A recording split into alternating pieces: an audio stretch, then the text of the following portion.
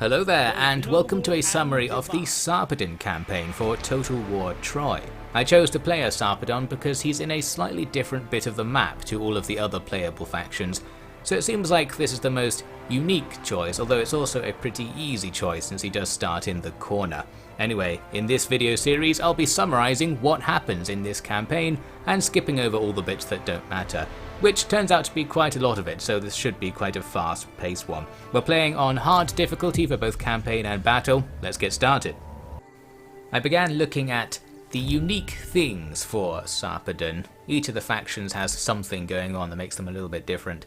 For us it's pretty basic. We have this precious resources screen where there are just 3 extra resources on top of the usual ones, but they only exist in finite amounts. You can collect them from places by building certain buildings and use them to get passive buffs, but because they're not infinite, you have to use them sparingly, I guess. We'll come back to that if I do use them.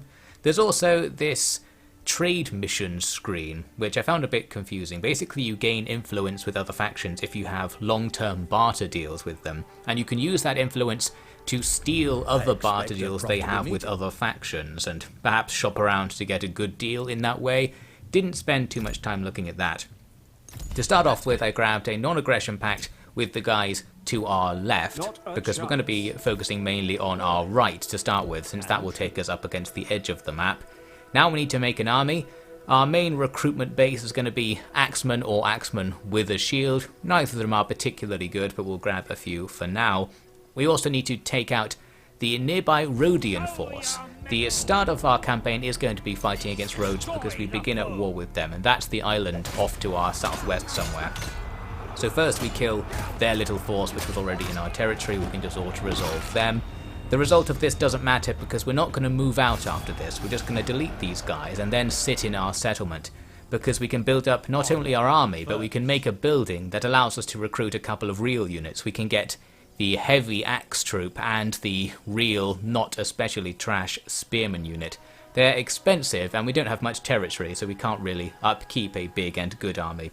But we'll grab a couple of good units to supplement our mounds of trash. We also have those chariots in the army which are pretty special and expensive. We'll put them to good use. And now it's time to go. There's Rhodes, it's that island in the fog of war to our southwest. We can start sailing over there, but we will take attrition on the way unless we go and kindly ask Poseidon to not kill us. So we can use the prayer system to get various passive buffs in this game. And one of them allows you to pay some resources to have a few turns where you don't take sea attrition, so we can do that now, although it does take a turn to come into effect, so I need to do this prayer the turn before I plan to move out over the deep waters. We pop off the prayer, and then off we go. The attrition you take crossing deep waters isn't actually that great, so I don't really know if it's worth spending the resources to do this. It probably isn't in retrospect, especially in the early game when resources are more useful. But anyway, we cross safely.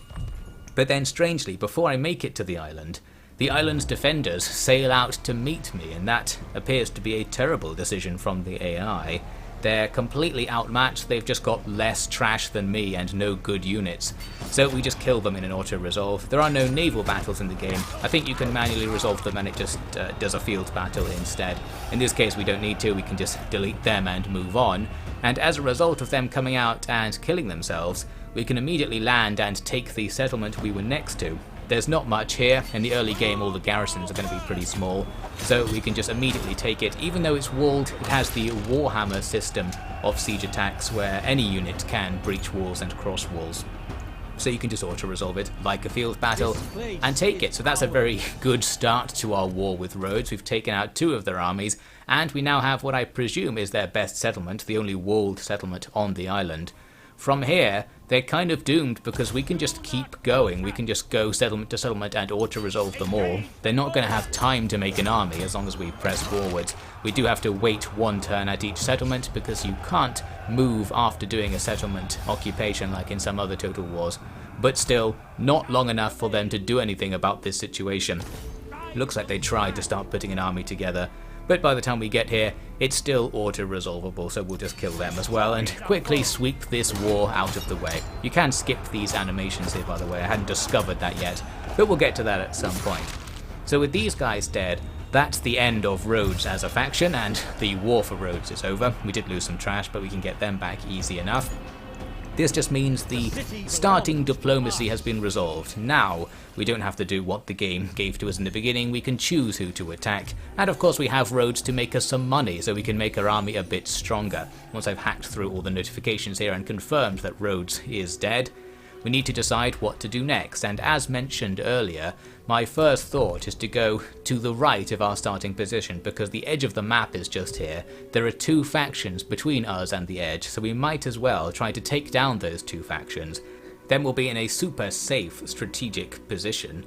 We can build up some money and do what we want. We may have to go and help with the Trojan Wars though, because we are on Troy's side, at least in theory. I think you get the choice whether to actually stay on their side, but we're a Trojan faction in the campaign setup screen at least. This video is sponsored by me, creator of the top-rated turn-based tactics game Godless Tactics. With a 98% positive review score, it's probably better than whatever you're watching me play right now. Search Godless Tactics on Steam and support the OfficiallyDevin channel by purchasing the game. I'm 98% sure it's worth it. Here we are a couple of turns later. I sailed back to the mainland and added a couple of units to my army as well. It's starting to look pretty good thanks to the income we get from having Rhodes. And I'm looking to the east at the next faction to attack these guys. They're diplomatically isolated, meaning there's no downside to attacking them. That's handy. All I need to do is find the right button here, I eventually get it, and the war starts. We can just go over there right now since our two settlements are so close to each other. However, they do have an army and it is sitting right there, so that gives me cause for pause. Checking out their garrison, it's got a couple of good units in it, and the numbers will mean their numbers are going to be greater than ours overall. While their main army is full of worse units, I was concerned. I didn't want to fight everything at once. So I started thinking, can we move backwards and perhaps do an ambush or something? The problem is the ambush probability isn't that large, and they can go around me and attack my town if it doesn't work. I ended up shuffling back towards the town, recruiting a couple of units, and then just waiting till the next turn. Nothing happened, and this time I thought, well, maybe we are just going to have to do this battle right here. We can charge on in and go for it. The balance bar's pretty even despite the enemy's numbers, because they do have a fair amount of trash and we have a fair amount of better units. Although they do have some good units in their garrison, as I said. So, a very balanced setup. It's also a siege attack, and that's going to work to our advantage actually, because the enemy are going to be defending their town, meaning to start with, they're just standing around at certain points in the map waiting for us to attack. We can try to take advantage of that by using our new archers. They can shoot quite far and they're quite strong, but the enemy do fall back after I start peppering their defences. The right thing to do. Looks like I'm not going to grab an exploit win by just killing them all without engaging or something. You can see they've mainly defended two entrances to the town, but I'm mainly set up to attack only one, with my chariots just being a distraction at the other entrance. So we're focusing on this one here. The enemy eventually brought back their two-handed axemen to stand around in this area, which was perfect for me. I hadn't really done much, so I just got the archers to start shooting at them again. These two-handed axemen lacking a shield will be a bit weaker against arrows than other things. There's some probability that a shield will block ranged attacks. I don't remember what it is. I think it says it in a tooltip or something somewhere. Anyway, you can also see this game does have a fairly strong health system. I've got the unit down to like half health before we start actually killing guys in the unit. I do wish they would split these stats apart. I think the conflation of men remaining and health remaining is quite confusing, especially because they do affect different things when you're fighting, in that your men remaining is roughly proportional to your attacking power and health remaining roughly proportional to your defensive power. But that's a in-detail game design rant for another time, I suppose. For now, we're shooting the enemy a lot, and for whatever reason they've now forgotten about their earlier plan of getting out of the way, so we kill a fair few of them. Then I go ahead with this plan that I thought was going to be quite clever. I set up my jabs to attack the unit on the edge of the enemy formation, thinking they would come out, and then you can see I've got these axe troops all over the place to the flanks, ready to slam in at anything that tries to come out and fight the jabs. But I think the AI, like in previous Total War games, is going to be hard-coded to stay inside of the settlement during defensive battles, so they do just stand there for a while and die. Eventually, once they get really close with my axemen, we kind of bait them forwards, although they're also on the verge of death, so this doesn't do anything, and turns out to be a bad move in the end. So we rout them, and then coming in behind those lower quality axemen are some better axemen. Axemen of the exact same quality as mine, in fact. At least we can hit them with a whole bunch of jabs on the way in to weaken them, plus it's going to be their 1 unit against like 3 of mine. So by the time this fight starts, they're basically dead and we can just power through them. Looks like some other half-dead lower quality axes are getting in there, but they rout instantly. I've also got my chariots doing some skirmishing at the other end of the map, just sniping away at things. They are a archer chariot unit. I didn't appreciate this at first, but they're also very good in melee. We'll see that later in this battle. For now though, they were just sniping away and constantly falling back. So we've defeated the first couple of units defending over here. Now we just need to rush in and fight the blobs behind them and get things going. We're going to send our main man Sarpedon in to do some melee fighting. He's got a nice golden axe and this extremely stylish gold and leopard print aesthetic. Like in some of the recent Total War games, the hero characters are pretty much superhuman, so they can just take on groups of enemies on their own. Here's our main engagement, where it's a bit messy. We've got a big blob because we're getting caught on the edge of an enemy unit I'm trying to run past. And that's an issue because they do have some heavy skirmishers throwing jabs into the blob, and that's going to be killing us a fair bit. They've also got a decent unit here, the Eastern Spearmen, who are on the same tier as our axe troops, so it's going to take us a while to kill them. And their commanders in that blob as well, he'll be killing us en masse. I was trying to get at least 1 unit to rush forwards and try to get the jabs into melee. I think they skirmished back and we ended up fighting something else, but at least it stopped them throwing jabs at us for a bit. Unfortunately in this game there is a strong defense you get when running away. A moving unit is much stronger than a stationary unit, so it is hard to fight with things that are skirmishing away from you, even more so than in some of the latter Total Wars. I'll rant more about that in a sec. Here's the enemy commander. I've got Sarpedon over to fight with him. Once you have 2 heroes near each other, they set up in this duel system where your troops kind of get out the way and they just hack at each other. The enemy commander allows Sarpedon there to get a few axe blows in. He appears unaffected, and now they start just smacking at each other, and our troops watch to see what happens, taking the odd pot shot as well by the looks of things. Meanwhile, other troops are pressing further into the town. These spears end up in trouble here, fighting a big blob of enemy stuff while also taking ranged attacks from over those cliffs. Plus there's an enemy hero in this blob somewhere as well. So that spear unit's going to pretty much die trying to fight here. With a bit of micro I might be able to get them out, but I was probably doing something else like this stuff over here. I'm trying to come around and outflank these axemen from the back. Currently fighting them from the front with skirmishes by the looks of things there, so obviously the micro isn't that good. Those 2-handed axemen are theoretically a counter to my armoured axemen, but in practice they didn't do very well. And here we see an example of the thing I wanted to route about. It's very hard to attack a unit that's moving, because while there are moving attack animations in the game, the conditions for them to trigger seem to be much rarer than in other Total War games. So what tends to happen is you can just run in amongst enemy units and not attack them very much. We're getting the odd kill here and there, but it's very hard to take out a routing unit. That was something I noticed in the preview of this game that I played, and it is still the case in the full version as well. That's the main difference, I'd say, between this game's combat and other Total War combats. It's very hard to kill routing units, with infantry at least. I have a vague memory that Total War 3 Kingdoms might have had this issue on release, but they fixed it in a patch or something. Can't remember if that's the same thing I'm remembering, but here's another example of it. We have some enemy archers and we're fighting them from both sides with spears to their front and back. They rout, but they're just kind of janking out of the fight, and our guys very rarely actually attack them, and we end up escaping in some cases. Pretty annoying. You can kill routing units, it's not impossible, it's just way harder than it looks, and if you zoom in you'll see that your troops generally aren't fighting things that are routing, but they will fight things that are standing still. Here was the final solution to this situation. We can just get our archer chariots and plow into things. This is much better than fighting with infantry, because even though the chariots don't have much stat-wise, the running over animation doesn't have any of these issues about not triggering. Once you run stuff over, you're guaranteed to do the damage, meaning their effective attacking power is way higher than their stats suggest. Plus, they can kill routing units because they're not going to have any issues with attacking things that are moving, since that running over animation just hits things physically. So if they run through a unit, they do kill stuff. Running stuff over doesn't kill them instantly, it just does some damage, but you can run them over again and again if they're routing, and take out entire units way faster than regular units can. So even though you only get a few chariots, and as an archer unit they're not really very good since it's just 9 bowmen, by ploughing into things you can do big damage, and once we get that realised, once I realise that's the case, we can start annihilating this battle. Things quickly turn from being balanced to swinging in our favour. We make some big breakthroughs, rear attack some of their main remaining blobs and they rout, and the battle very rapidly comes to an end.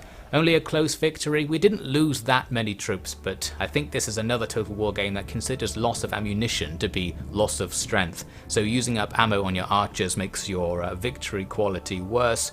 I think that's only an issue because you'll get less experience for getting lower quality victories, I think. So it would be nice if they could fix that. Anyway, that's the win. The settlement is down, and this is effectively the end of the war because this is only a 2-region faction and we've just killed their main army. We can go over to their other region in our next turn. There was another guy there, but pretty much nothing. The balance bar wasn't amazing, so I was hesitant to attack, and again that's just because they have some good garrison units.